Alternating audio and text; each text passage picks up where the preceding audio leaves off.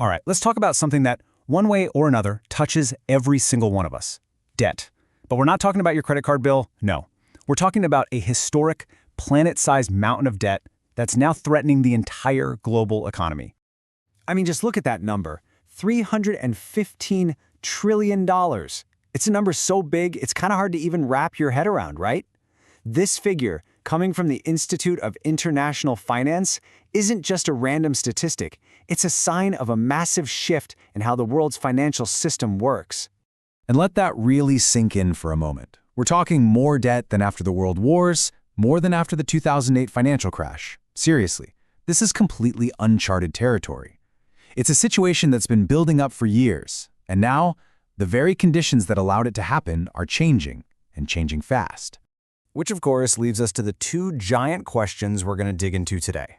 How in the world did we rack up this much debt? And, maybe more importantly, what are the real-world consequences of all this? Okay, let's dive in. Okay, first things first. To really get a handle on this problem, we've got to break down that giant number. You know, what's actually in it? Who's doing all this borrowing? So here's a great breakdown of that massive number. It's not just one thing. You've got governments. They're the biggest slice of the pie at 40%. That's what we call sovereign debt, and it pays for everything from new roads to social programs. Then you have corporations, borrowing to grow and innovate. That's about 35%. And the last chunk, 25%. Well, that's us. That's household debt, mortgages, car loans, you name it. And each piece of this puzzle has its own unique danger. And believe me, the risks are totally different. When a government gets in over its head, you're looking at things like a sovereign default, which is a huge deal, or really painful cuts to public spending.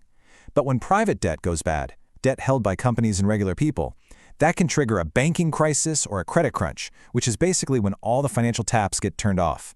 Either way, it's a recipe for economic disaster.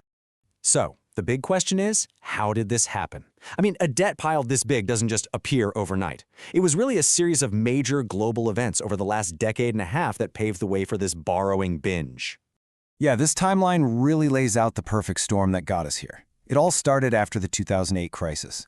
Central banks basically hit the go button on cheap money, slashing interest rates to almost zero for more than a decade. Then, boom, the pandemic hits, and governments unleash trillions in spending to keep the economy from collapsing. And now, we're dealing with economic slowdowns, which just puts more pressure on everyone to borrow even more just to get by. And folks, this is the real game changer. See, for a long time, this mountain of debt seemed, well, manageable. Why? Because interest rates were practically zero. It was cheap to borrow. But that party is over, big time. To fight off inflation, central banks have jacked up interest rates, and all of a sudden the cost of just paying the interest on that giant pile of debt has gone through the roof. Okay, so that brings us to the so what part. What are the actual consequences of all this? With debt this high and interest rates spiking, the global economy is on much shakier ground. So what are the shockwaves we should be watching out for?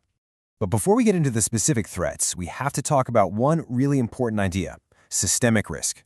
Think of it like this. It's not about one bank or one company going under. It's the risk that one single failure could be the first domino in a chain reaction that brings down the entire system. If you remember 2008, that was a systemic crisis, and that's the nightmare scenario here. So how could this actually play out? Where could those dominoes start to fall? Well, here are the big ones to watch. You could see sovereign debt crises, where entire countries simply can't pay their bills. The banking sector could start to crack under the weight of all those bad loans. Currencies could go haywire as people lose faith. And all of this together, it massively increases the chances of a very deep, very painful global recession. And this right here shows you just how fast things can unravel. It's a scary concept called financial contagion. So imagine step one: some big, important country can't pay its bills and defaults. That immediately leads to step two: global banks that own that country's debt suddenly have huge, catastrophic losses on their books. So what do? They panic and stop lending to pretty much everyone, which brings us to step three: credit freezes up, businesses can't get loans to operate, and the whole world economy grinds to a halt. So, where does all of this leave us? Well, right now, the global economy is basically walking a very, very dangerous tightrope. On one side is the need for growth, and on the other is the crushing weight of all this debt we've built up. You know, this quote just nails it. Borrowing money isn't inherently evil, right? If you borrow to build something that makes you more money, that fuels growth, that's smart.